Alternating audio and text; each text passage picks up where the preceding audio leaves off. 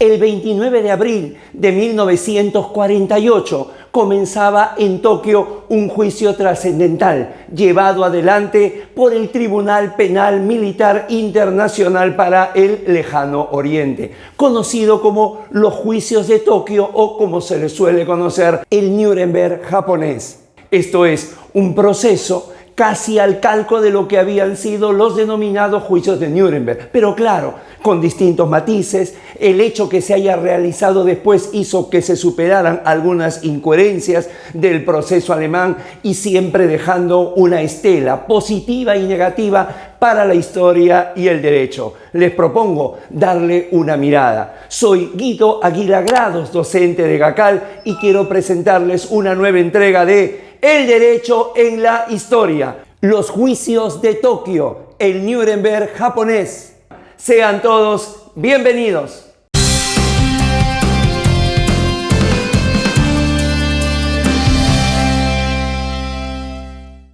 Número 1. Antecedentes. Los líderes aliados, Franklin Delano Roosevelt, Winston Churchill y Joseph Stalin, emitieron en 1942 una proclama en la cual anunciaban que, terminado el conflicto, todos aquellos jefes o líderes militares del eje serían juzgados por sus delitos. Esto fue ratificado por las conferencias de Teherán 1943, Yalta y Potsdam 1945. Efectivamente, una vez terminada la guerra en Asia, en la segunda parte de 1945, el ejército de los Estados Unidos ocupó la totalidad de Japón y gran parte de las antiguas colonias asiáticas de ese país e inició la persecución y detención de los altos miembros del Estado y ejército nipón.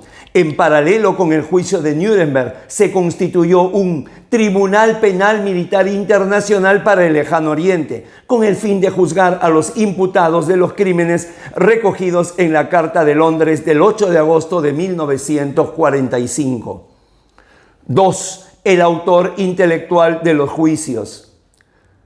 Douglas MacArthur era el principal responsable de llevar adelante los juicios acordados por los líderes en las conferencias. MacArthur quería que la lista de procesados fuera lo más representativa posible: ministros, cancilleres, jefes de las distintas armas y hasta un civil acusado de ideólogo.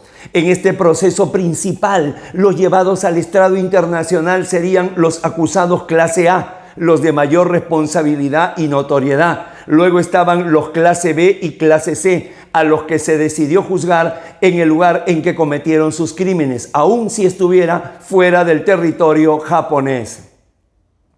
3. El tribunal. El tribunal estuvo compuesto por 11 jueces designados por los países victoriosos de la guerra, a saber, Estados Unidos, Unión Soviética, Gran Bretaña, Francia, Países Bajos, China, Australia, Canadá, Nueva Zelanda, India y las Filipinas. El tribunal se constituyó por primera vez el 3 de agosto de 1946 en Tokio y fue disuelto después de cumplir su labor el 12 de noviembre de 1948. 4. Las partes.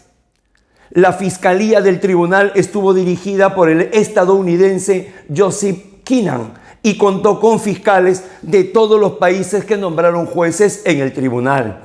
Este proceso se aplicó solo a la jerarquía residente en Japón mismo y sumaron un total de 28 personas procesadas. 5. Hirohito, el gran ausente. Un nombre había sido eludido de manera deliberada en la lista. El emperador Hirohito no fue acusado, tampoco ninguno de los miembros de la familia imperial. MacArthur buscó alejarlo de los estrados judiciales desde un principio. Buscaba con este movimiento darle legitimidad a la ocupación norteamericana y preservar al menos esa institución y tradición japonesa. Hirohito era considerado una divinidad y eso era estratégico para manejar el Japón de la posguerra. Los abogados defensores recibieron instrucciones para que los acusados desligaran a Hirohito de las decisiones. Ni siquiera dejaron que fuera citado como testigo.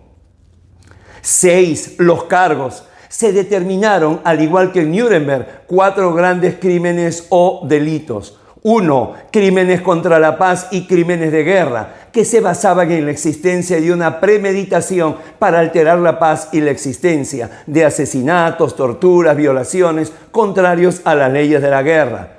Dos, crímenes contra la humanidad, cuando se trataba del exterminio y muerte en masa. 3. Genocidio, cuando se trataba de la misma muerte en masa, pero de grupos étnicos determinados. Y 4. Complot de guerra, entendido como proceso para atentar contra la seguridad interior de un Estado soberano. 7. El proceso.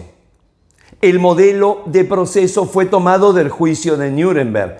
El proceso tenía como fin castigar a los líderes que llevaron a Japón a la guerra, pero también el objetivo era volver a contarle a Japón y al mundo lo que había sucedido, dar a conocer los hechos, claro, siempre desde el punto de vista de los aliados que habían quedado cubiertos en el fragor de la contienda bélica. El lugar en el que se llevó a cabo tenía un significado simbólico. La sede del juicio había sido una academia militar y posteriormente la sede del Estado Mayor Conjunto. Era una mosca blanca en esa Tokio desolada, llena de escombros y tierra. Fue uno de los pocos grandes edificios que quedó en pie y que mantuvo su lujo original. La sala era gigantesca, imponente. Albergó a más de 100 abogados defensores, a los jueces, a los colaboradores, los intérpretes, los mecanógrafos, los asistentes y los 28 acusados. Algunos no llegaron a estar delante de los jueces porque cumplieron con el ritual oriental del seppuku apenas finalizada la guerra. Fueron varios los prominentes líderes militares que prefirieron el harakiri al deshonor de la derrota. 8. La condena. Pese a que el modelo fue Nuremberg, las acusaciones no fueron similares. William Webb, el australiano presidente del tribunal, reconoció que los que estaban en el banquillo no eran solo unos nazis con rasgos orientales. Decía, los crímenes de los reos alemanes eran mucho más abominables, variados y amplios que los acusados japoneses. Esto no significa que los japoneses no hayan cometido actos atroces y abominables desde antes de la guerra, como la matanza de Nankín en China y el programa de experimentos científicos con humanos, conocido como Unidad 731. Además, uso de armas químicas, matanza de civiles y el trato cruel con los enemigos, prisioneros y habitantes de las tierras ocupadas y arrasadas. Los del juicio de Tokio fueron condenados por delito contra la paz y no contra la humanidad como los alemanes. Sin embargo, al contrario que en Nuremberg, los 25 que llegaron a la sentencia, 2 murieron en el medio y Okawa fue declarado inimputable, recibieron condenas severas. 7 a muerte, 16 a cadena perpetua, 1 a prisión por 20 años y otro por 7 años. 9. Epílogo.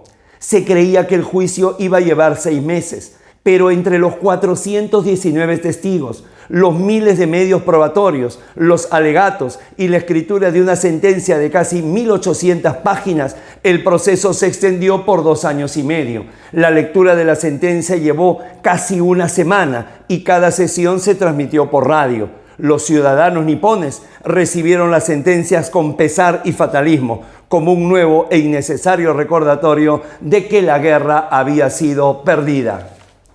Japón sorprendió al mundo con su rápida recuperación económica y social. Claro, Plan Marshall de por medio. Se integró al mundo con sus avances tecnológicos y manteniendo sus tradiciones. El emperador Hirohito continuó siéndolo hasta su muerte allá por 1989.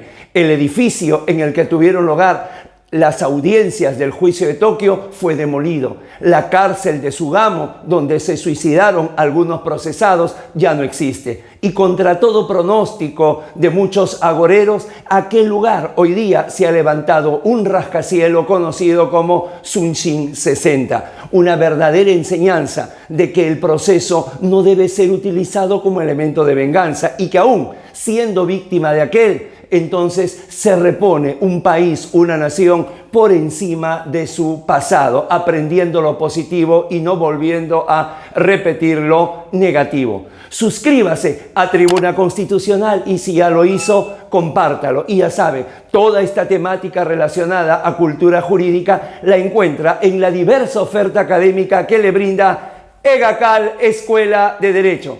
Han sido muy amables, muchísimas gracias, un fuerte abrazo.